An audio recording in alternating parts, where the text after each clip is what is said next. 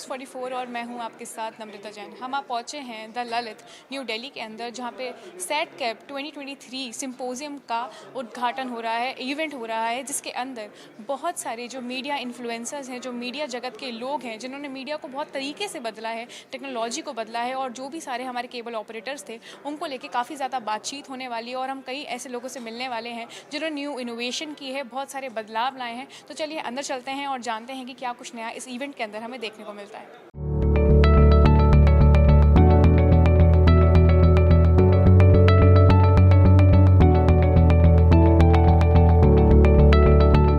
हमारे साथ media and corporate law से अशोक मनसुखानी जी मौजूद है, तो आइए इनसे बात करते हैं। सर, क्या कुछ चैलेंजेस इस वक्त केबल ऑपरेटर्स को बहुत ज़्यादा फेस करने पड़ रहे हैं, क्योंकि ओटीटी प्लेटफॉर्म्स आजकल बहुत तेज़ी से आगे बढ़ रहे हैं? चैलेंजेस हैं, और लॉकडाउन में चैलेंजेस बढ़ गए थे क्योंकि लोग घर में थे तो ओटीटी का ज़्यादा बोलबाला था। बट अब जब लॉकडाउन ख़त्म हुआ है, लोग केबल फिर देखने लगे हैं। तो अगर केबल कस्टमर को ऐसे पैकेजेस दें, ऐसे चैनल्स दें जो कस्टमर चाहते हैं, तो जो 2 साल के प्रॉब्लम थे वो अपने आप रिजॉल्व हो जाएंगे, अपने आप सॉल्व हो जाएंगे।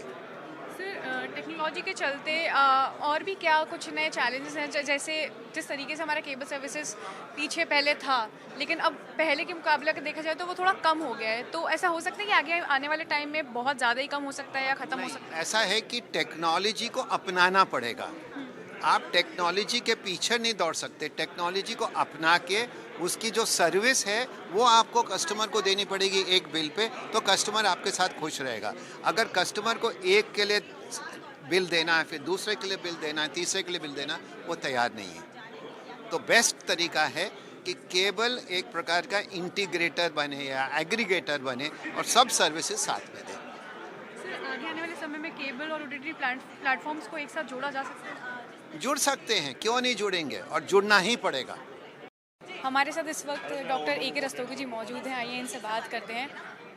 सर, क्या लगता है कोरोना काल के बाद क्या केबल सर्विसेज में बहुत ज़्यादा डाउनफॉल आया है या नहीं? हाँ, निश्चित रूप से डाउनफॉल कोरोना काल में जिस तरीके से लोगों ने सर्विसेज दी, यही बड़ा चुनौती भरा था और इतना सरल नहीं था। इतने लोगों को उस टाइम पर जोड़े रखना, अपनी 24 आवर्स सर्विस देना, जबकि घर से बाहर निकलना भी लोगों का मना हो गया था। तो ये एक बेशक हमारे को किसी तरीके का इसका वो नहीं मिला जो लोगों से या सरकार से हमारे को वो मिलना चाहिए था सम्मान, कि हमने किस तरीके से कोरोना के समय में ये सर्विस प्रोवाइड करवाई है लोगों को। लेकिन हाँ, हमारे कनेक्टिविटी में 20 से 30% का कमी आई उस पीरियड में, क्योंकि लोग दूसरे का उसमें लगे हुए थे। तो मतलब लेकिन बाद में क्या हुआ कि वो धीरे धीरे हम उस कमी को दूर किया हमने अपनी सर्विसेज से, अपने व्यवहार से, और उसमें हमने तकरीबन 10 से 15% फिर भी कनेक्टिविटी हमारी ख़त्म हो गई। लेकिन अच्छी बात ये हुई कि उस टाइम पर जिन लोगों ने ब्रॉडबैंड की सर्विस भी प्रोवाइड करवा रहे थे, केबल टीवी ऑपरेटर, बहुत सारे केबल टीवी ऑपरेटर देश में ब्रॉडबैंड सर्विस भी प्रोवाइड करवाते हैं, तो उसमें उछाल आया, वो नंबर ऑफ कनेक्टिविटी उनकी बहुत बढ़ी। तो उससे केबल का जो नुकसान हुआ, उससे उस नुकसान की भरपाई हुई। तो ये एक अच्छा अपॉर्चुनिटी रही केबल टीवी ऑपरेटर्स के लिए। और आगे भी बहुत सारी चुनौतियां हैं, उसी के लिए लोगों को एजुकेट करने के लिए ये कार्यक्रम का आयोजन किया गया है। देश भर से केबल टीवी ऑपरेटर्स के जो प्रमुख लोग हैं वो लोग यहाँ आए हैं और अच्छा यहाँ से शिक्षा लेके जाएंगे, और जिससे कि और अपने उपभोक्ताओं को बेहतर सर्विस दे सकें, क्योंकि टेक्नोलॉजिकल बदलाव आ रहे हैं। ये ऐसे बदलाव हैं जिसके साथ साथ हमें चलना ही पड़ेगा। तो पहले क्या था कि एक चैनल था, 2 चैनल था, पहले तो सिर्फ दूरदर्शन था, दूरदर्शन के बाद बहुत सारे चैनल आ गए। वो चैनल फ्री टू एयर थे, फिर बाद में पे चैनल हो गए, कानून भी बनता चला गया, एनालॉग से डिजिटाइजेशन भी आ गए। अभी क्या है ना कि पब्लिक को, जो दर्शक है, उनके देखने में काफ़ी कुछ फ़र्क आया है, अंतर आया है। अभी लोगों के पास इतना टाइम नहीं है कि इतनी देर बैठ के वो सीरियल देखें, या तो उनको बहुत सारे अपने मोबाइल से ही बहुत सारी फुर्सत नहीं मिलती। और बाद में अभी बहुत कुछ आर्टिफिशियल इंटेलिजेंस में बहुत कुछ और सामने कुछ बदलेगा। तो चल रहा है बदलाव, तो एक प्रकृति का नियम है, साथ साथ चल रहा है। इसमें भी बहुत कुछ बदलाव आएंगे और आने वाले समय में पता नहीं क्या क्या बदले, किस तरीके से बदले। तो अच्छा है सब लोग आए, सबका साथ आगे की जो भावी संभावनाएं हैं उनको हमने शेयर किया, सब लोगों को बुलाया। तो यही है कि सबको एक साथ बैठाकर बहुत सारे लोगों को एजुकेट करना इस कार्यक्रम का। एक चीज़ मैं जानना चाहूँगी आपसे, आपने ये कहा कि पहले फ्री चैनल थे, अब पेड हो चुके हैं, हाँ। तो आपको लगता है कि ये कोई वजह रही होगी कि जो भी नहीं केबल नहीं सर्विसेज थे? फ्री के साथ साथ बहुत सारे चैनल 94 से ही पहला पे चैनल आया था स्टार मूवी, वहीं से सब लोग फिर 95 में 2-3 चैनल आ गए। वो तो पे होने का तो सिस्टम है, ठीक है, जिसको देखना है। लेकिन अभी क्या है ना, इस केबल टीवी से आगे जाकर कई सारी अपॉर्चुनिटी OTT है या और बहुत सारे अभी जो टेक्नोलॉजिकल डेवलपमेंट हो रहे हैं वो चैलेंज हैं केबल टीवी ऑपरेटर के लिए। तो उसमें देखते हैं कहाँ तक क्या जाता है। तो बाकी रेट भी जहाँ 100 रुपये में सभी टीवी घर के देखा करते थे लोग अपने घरों पे, आज पर टीवी का पैसा देना पड़ रहा है, और पर टीवी का 300-350 रुपया अब देने में भी कंज्यूमर को परेशानी नहीं है, दे रहे हैं। तो ऐसा नहीं है, जिनको चाहिए वो देखेगा। और लेकिन बहुत बदलाव का दौर है ये। इस बदलाव के दौर में सभी को ठहर के सोच के आगे बढ़ना पड़ेगा। उसी के लिए ये कार्यक्रम है कि बदलाव आना क्या है ये वो जानें, समझें और आगे बढ़ें। बढ़ती जनरेशन के साथ साथ इनोवेशंस में भी कई ज़्यादा बदलाव आता जा रहा है। इसी के साथ हम मीडिया डायरेक्टर अमिताभ श्रीवास्तव जी से बात करें, क्योंकि हाल ही में उन्होंने एक नया इनोवेशन भी लॉन्च किया है। सर, उस इनोवेशन के बारे में बताइए जनता को। वो इनोवेशन जो है दरअसल वर्ल्ड का पहला वॉल टॉप कंप्यूटर है, और चूंकि ये सिंपोजियम केबल से रिलेटेड था, केबल ऑपरेटर से रिलेटेड था, हमें लगा ये एक बहुत ही अच्छा प्लेटफॉर्म होगा उसको इन लोग तक पहुंचाने के लिए, और उसका कैसे फ़ायदा उठा सकते हैं, टेक्नोलॉजी का कैसे फ़ायदा उठा सकते हैं, ताकि वो नॉट ओनली अपना फ़ायदा देखें और एक रेवेन्यू का नया स्ट्रीम पैदा करें, बट इंटरैक्टिविटी को भी बढ़ाएं। बिकॉज जैसे जैसे ब्रॉडबैंड कनेक्टिविटी बढ़ रही है, हम देखते हैं कि मैंने कई जगह बोला है कि पहले टेलीविज़न को ईडियट बॉक्स कहा जाता था, अब वो स्मार्ट टीवी हो गया है। तो स्मार्ट टीवी का अगर हम फ़ायदा ना उठाएं स्मार्टनेस के लिए और रेवेन्यू अपॉर्चुनिटी जनरेट ना करें, तो मुझे लगता है वो व्यर्थ होगा उसका स्मार्ट कहना। तो यही कारण था हम लोग यहाँ आए और आज हमने उसको प्रस्तुत किया। सर, जिस टाइप के लोग थे जो पहले टीवी देखते थे, जी। आपको नहीं लगता कि इस न्यू टेक्नोलॉजी को अडाप्ट करने में उनको थोड़ी सी परेशानी आ सकती है? दरअसल उनको यूज़ ही नहीं करना है, वो केबल ऑपरेटर के एंड में यूज़ होगा। बिकॉज ये जो टेक्नोलॉजी है इसमें केबल ऑपरेटर उसका फ़ायदा उठाकर किस तरीके से एडवर्टाइजमेंट के नए रेवेन्यूज़ पैदा कर सकता है, हम उस पर बात कर रहे थे। एंड यूज़र को जो कंटेंट है वो वैसे ही पहुँचेगा, खाली उसमें हमारे जो एड इंसर्शन है वो ऐड हो जाएंगे और इंटरैक्टिविटी बढ़ जाएगी। क्योंकि आज जैसे एग्जांपल देता हूँ, पुराने ज़माने में कुछ साल पहले कोई इवेंट होता था तो केबल ऑपरेटर एक्चुअली उस इवेंट को कवर करता था, पर आज की डेट में वो सिर्फ चैनल को ब्रॉडकास्ट कर रहा है। तो हमारा उद्देश्य ये था कि लोकल लेवल पे जितनी चीज़ें हो रही हैं आप उसको कैसे मोनेटाइज कर सकते हैं, उसी पे हमने बात की। सर, जो पिछड़े लोग हैं, जी। ठीक है, और जिस हिसाब का जो अभी इनोवेशन नई लॉन्च की गई है, जी। अगर उसकी कॉस्टिंग की बात करें तो इज इट अफोर्डेबल, सबके लिए अफोर्डेबल? वेरी अफोर्डेबल, बिकॉज इस पूरे मशीन की जो कीमत है वो 5 लाख के अंदर ही है, और ये जेम पोर्टल पे भी जो गवर्नमेंट ऑफ इंडिया का मार्केटिंग पोर्टल है उस पर भी लिस्टेड है। तो मुझे नहीं लगता कि 5 लाख कोई बहुत बड़ी अमाउंट है, और 5 लाख को आप तुरंत मोनेटाइज करके उसको कवर भी कर सकते हैं, उसके बाद जो होगा आपका फ़ायदा ही होगा। तो काफ़ी अफोर्डेबल टेक्नोलॉजी है एंड 100% मेड इन इंडिया है, that's the best part. Sir, लोगों को टेक्नोलॉजी से आप और किन तरीके से जोड़ सकते हैं, क्योंकि कोरोना के बाद बहुत ज़्यादा बदलाव आया है और कोरोना के पहले बहुत बदलाव था, तो इसको किस नज़रिए से देखते हैं आप? देखिए, कोरोना के बाद जो एक कंजम्पशन टेलीविज़न का बढ़ा है काफ़ी, और चूंकि मैं न्यूज़ से रिलेटेड हूं तो मुझे लगता है कि न्यूज़ में काफ़ी परिवर्तन आए हैं। और न्यूज़ में कोई प्राइम टाइम नहीं होता, कभी भी न्यूज़ हो सकती। जैसे इस समय 3-4:30 बज रहे हैं, मोदी जी इस समय चल रहे हैं अपनी यात्रा पे, तो वो एक ब्रेकिंग न्यूज़ है।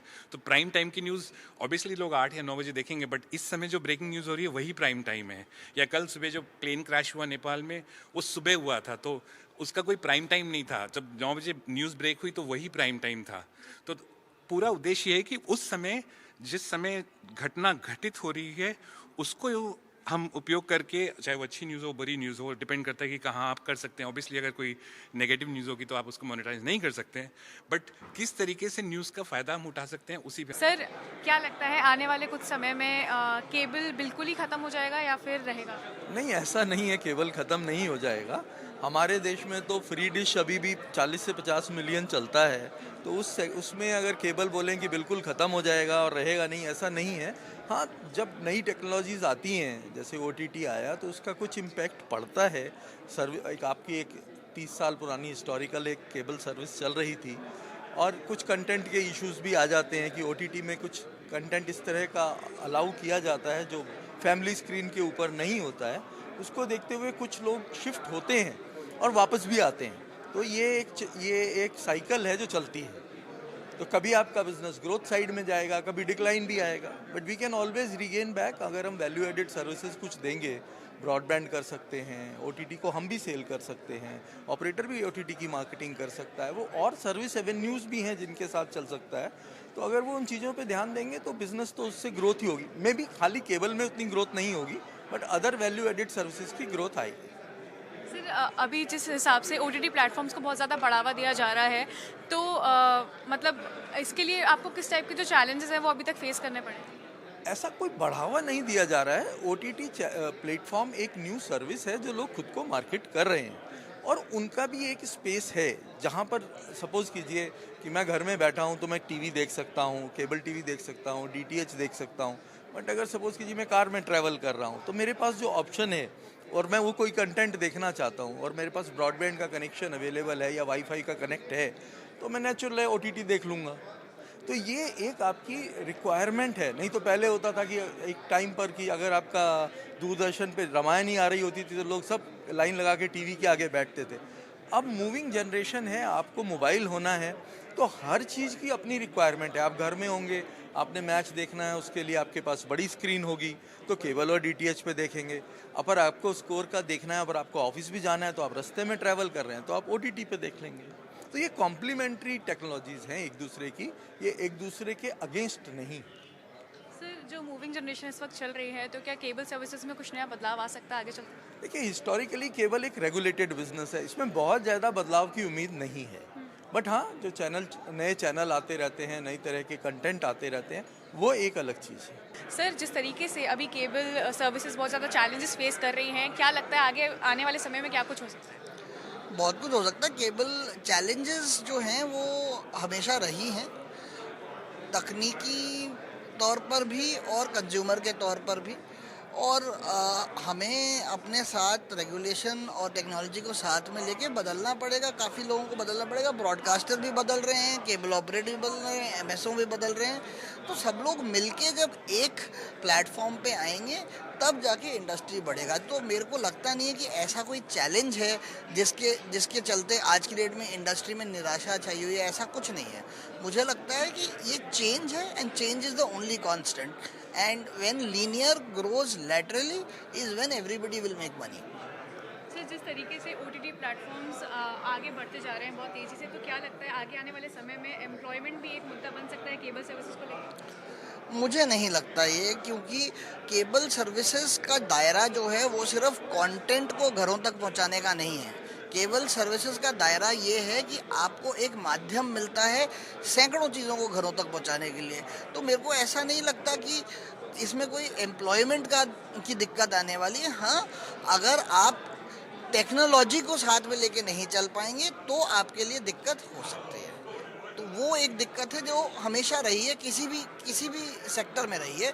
तो मेरे को लगता नहीं है कि ऐसा बड़ा कोई मामला है जो केबल इंडस्ट्री और ब्रॉडकास्ट इंडस्ट्री मिलके नहीं सुलझा सकती। तो टेक्नोलॉजी के चलते OTT platforms and cable services एक पॉइंट पे आके मिक्स एंड मैच हो सकती है? बिल्कुल हो सकती है, क्योंकि दोनों माध्यम हैं। अल्टीमेटली OEM जो है वो टेलीविज़न है या मोबाइल फ़ोन है, दोनों पर वही कंटेंट आ सकता है। और एड्रेसेबिलिटी का मतलब ही यही है कि आप उसी टेक्नोलॉजी के थ्रू दोनों कंटेंट को दे सकें, चाहे वो लीनियर हो चाहे नॉन लीनियर हो। सर क्या कुछ नए challenges after corona satellite cables वालों को फेस करने पड़े? चैलेंजेस तो बहुत सारे हैं, लेकिन अच्छी बात यह है कि सारे चैलेंजेस केबल इंडस्ट्री ने, ब्रॉडकास्ट इंडस्ट्री ने सक्सेसफुली उनसे टैकल किया है और उनसे आगे निकल रहे हैं। जो ज़रूरत है वो सिर्फ ये है कि जो सरकार है हमारी, वो जो टेक्नोलॉजी बढ़ रही है, जो हमारे दायरे नए नए आ रहे हैं, जो नई नई चीज़ें हो रही हैं, उनके साथ उनको दिमाग में रखते हुए नई पॉलिसीज़ बनाएं। हम अभी भी सैटेलाइट डाउनलिंक अपलिंक में फंसे हैं, तो फाइबर कहाँ पहुँच गया, 5G आ गया, तो कंटेंट डिलीवरी हमारी उस मोडियम से क्यों ना हो।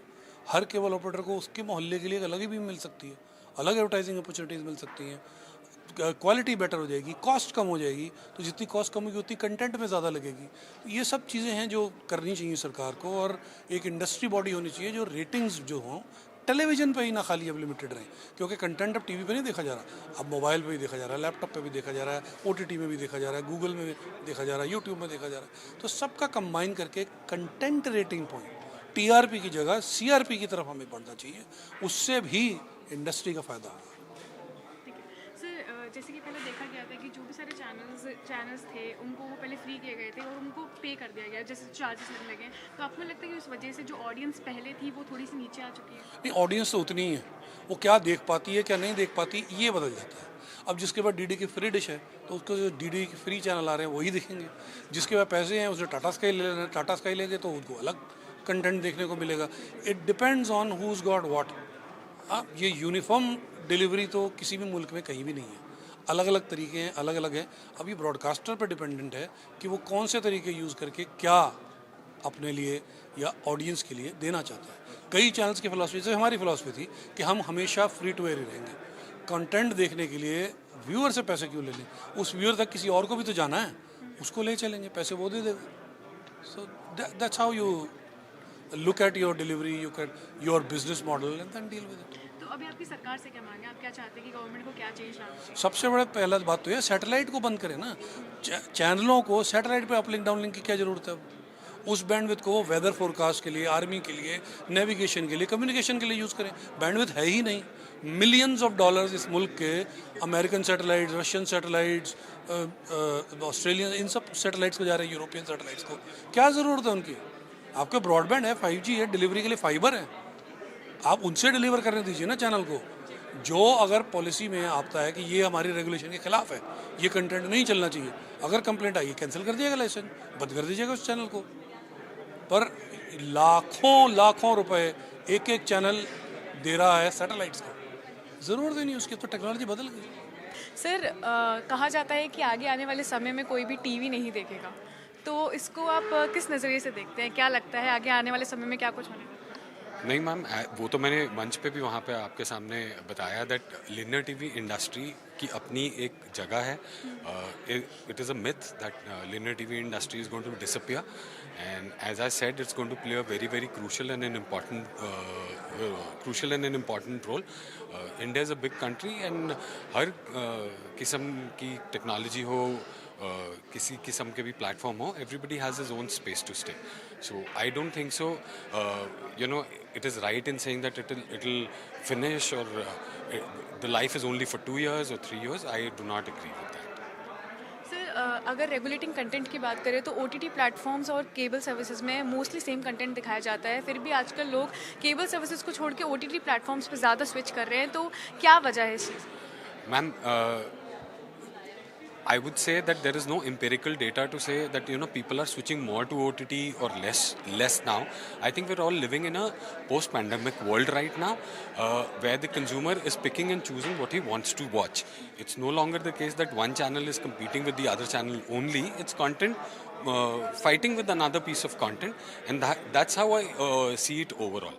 ये कहना I don't think so would be correct that whatever is available on the channel, everything which is available on OTT is the same set of content. I don't think so that's true.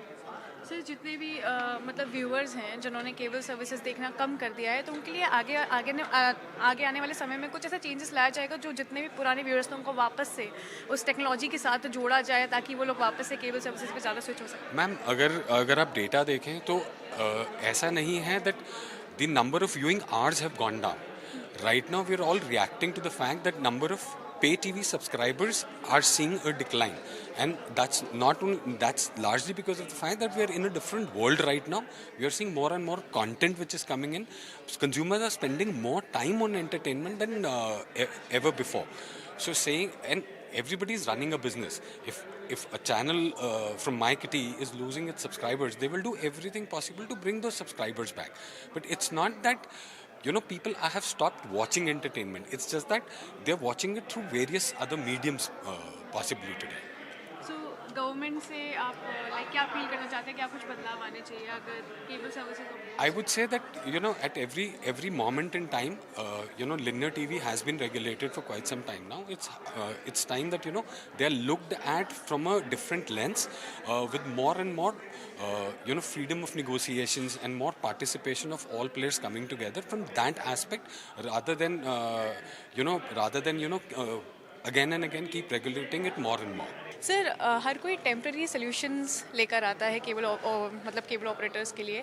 एक permanent solution क्या हो सकता है कि services और ज़्यादा बेहतर हो जाए और जो पहले व्यूअर्स थे उनको वापस लाया जा सके? केबल ऑपरेटर आज की तारीख में ओवरली रेगुलेटेड सेक्टर हो गया है। केबल ऑपरेशन पर इस ओवर रेगुलेशन को कम करना पड़ेगा। अगर रेगुलेशन लानी भी है तो क्वालिटी ऑफ सर्विस पे लाइए, not on tariff. Tariff is not, tariff पे रेगुलेशन की रिक्वायरमेंट ही नहीं है अभी। Let market forces decide. अगर मार्केट फोर्सेस डिसाइड करेंगी, प्लेयर सारे प्रॉफिट कमाएंगे तो सर्विस अपने आप इंक्रीज होगी और कस्टमर भी वापस आएगा। जब तक रेगुलेशन उन पे थोपी जाएगी तब तक इस इंडस्ट्री का कोई सुधार नहीं हो सकता। तो सर गवर्नमेंट पॉलिसीज़ भी कहीं ना कहीं इस चीज़ में आती हैं, इन्वॉल्व होती हैं? गवर्नमेंट पॉलिसीज तो बिल्कुल होती हैं। अभी government is not ready to regulate OTT।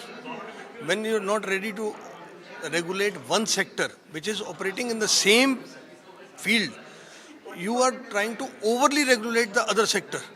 तो obviously there is a disparity. एक सेक्टर मरता जाएगा। आप रेस करा रहे हैं, एक आदमी को आपने बांध दिया, दूसरे को खुला छोड़ दिया, तो ऑब्वियस है जिसको आपने बांध दिया वो तो वहीं पे रुकेगा, जिसको खुला छोड़ दिया वो बढ़ता जाएगा।